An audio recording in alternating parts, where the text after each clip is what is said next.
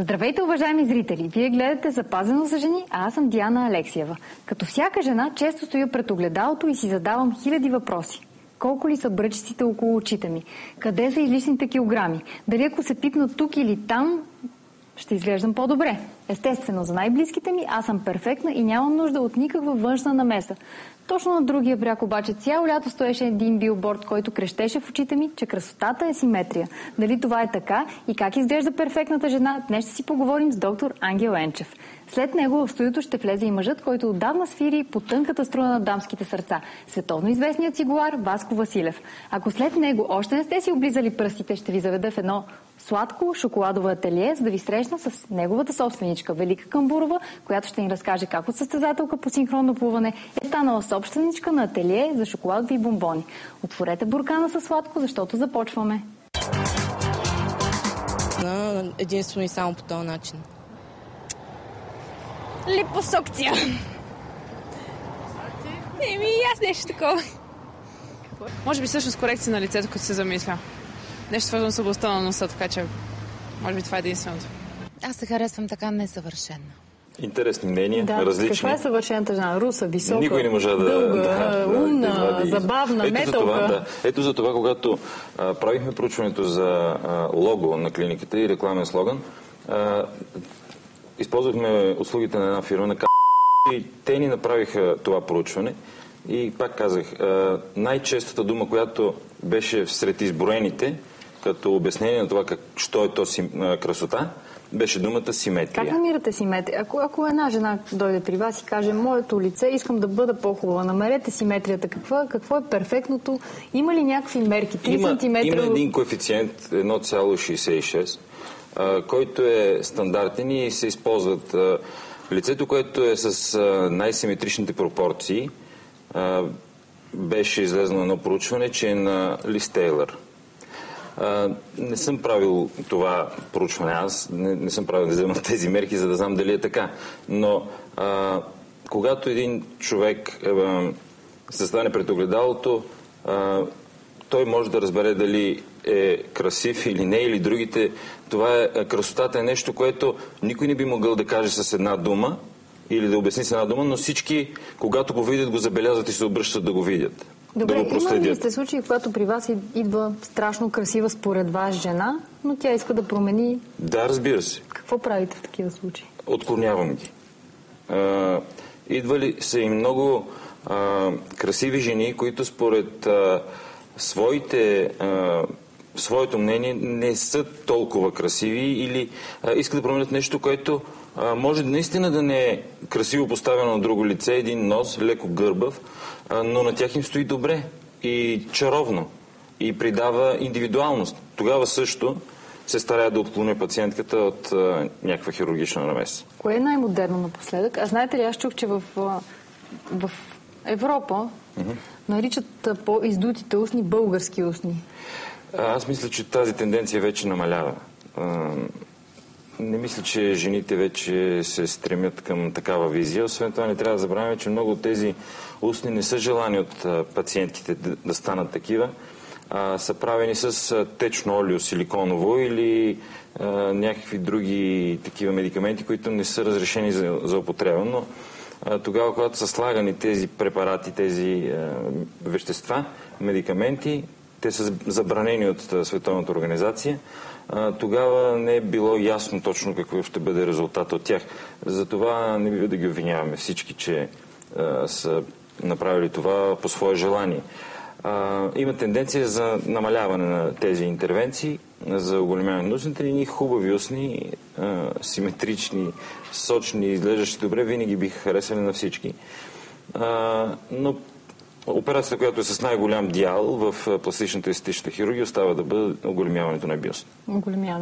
Оголемяване и оформяне на бюст във възрастта след 25-та година, защото тогава вече момичетата са станали жени, родили се и вече искат един оформен хубав бюст, който да не личи, че раждала, кърмила и жената тогава влиза в социалния активен живот.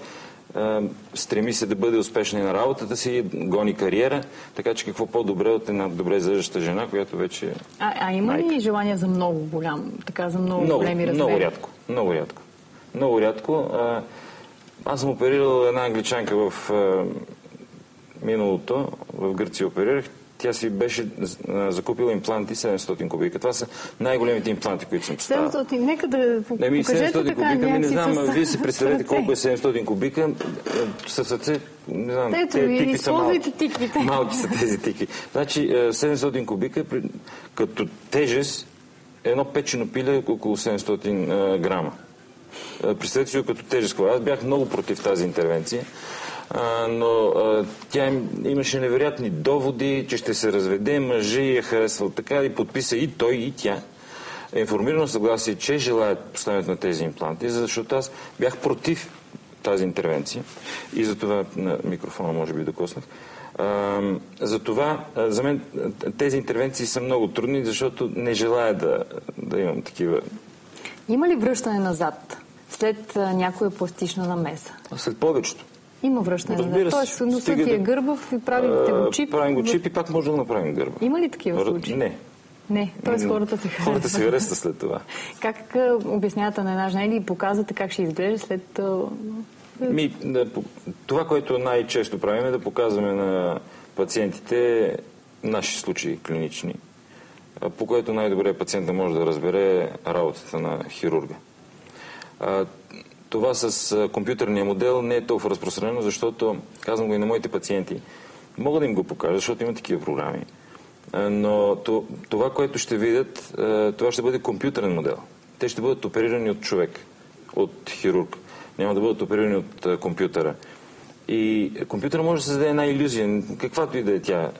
Но след като операцията, след като хирурга няма достатъчно пациенти да покаже, да видят какво прави с тези две ръце, тогава няма смисъл от компютърната графика. Голяма заблуда е, че само популярните хора обичат да си правят пластични операции. Според мен е много голяма заблуда. Да, дори ви предлагам да видим една ваша пациентка, която е била вашата клиника, и се сподели с нас защо не прави тази. Не е някаква популярна личност. Да. Видео моля. Казвам се Миглена.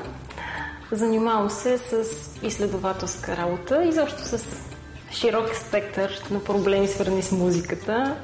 Пея, записвам вокали, имам клас с певци и с пианисти, пиша книги. Общо взето това е. Реших да си направя хирургическа намеса, защото смятах, че така ще се чувствам по-добре. Харесвах гърдите си, но исках да са по-голям размер. Съответно, ползвала съм подплънки или някакъв начин, за да си мисля, че изглеждам още по-секси. Доктор Енчев ми направи корекция на бюста и корекция на устните. Изцяло моите представи за това какво трябва да се случи съвпаднаха с неговата препоръка.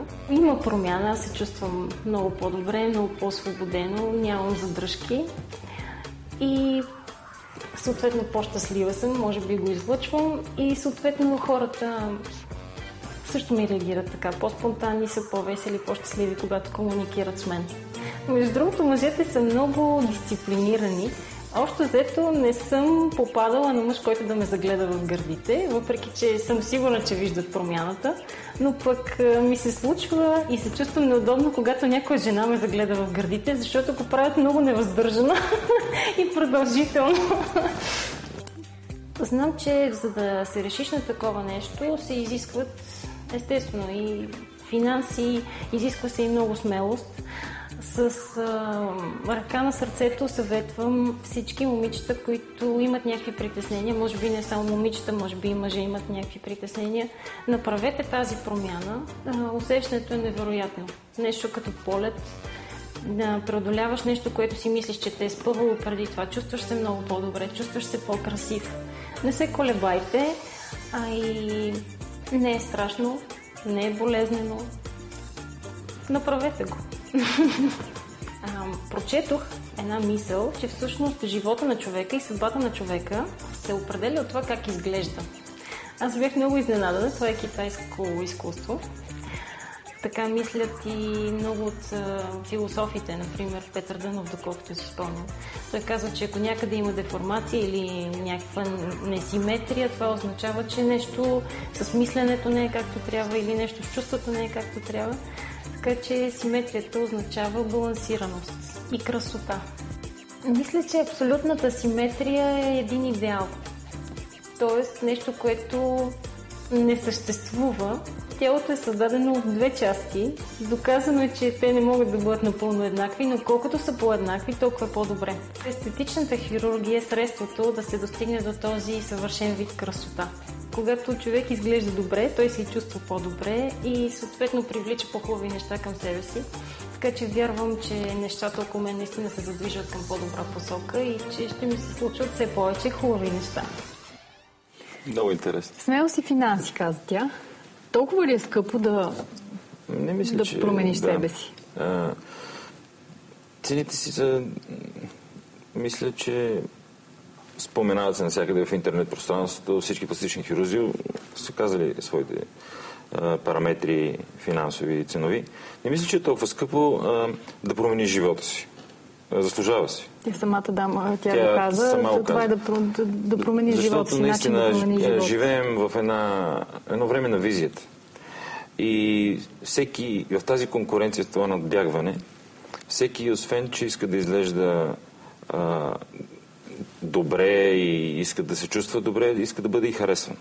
А смелостта, коя операция от тези, които ви извършвате, е най-болезнена? Има жени, които биха си направили операция, но ги е страх. Казват, че боли. Има едни митове такива между пациентите и между хората, които мислят, че една операция е болезнена, а тя всъщност не е, а за други мислят, че не са болезнени, а те са. Значи, според мен болезнена е липосукцията.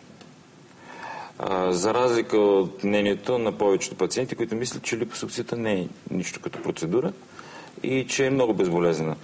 Болезнена, като имам предвид, болката е като при силна мускулна треска или натъртване. Докато оголемяването на бюста е всред хората мнението, че е много болезнена операция, докато това не е така. Целулита? Какво правим с него? Айде да намерете нещо за него най-накрая. За съжаление има две неща, с които още медицината не се е справила. Това е целулита и стриите. И аз много често се шегувам и казвам, който намери лекарство за стриите и за целулите, ще стане Нобелов лауреат със сигурност. Или поне милионер.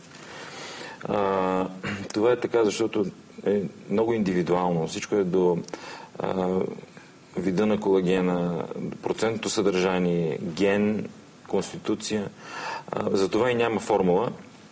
Стараят се фирмите да създадат нещо, но все още няма универсалното хапче или крем за това. Правите ли операции на близки хора?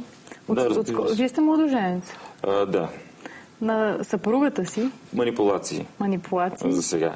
Да. За сега? Да, за сега, защото все още не се налага да правим някаква промяна.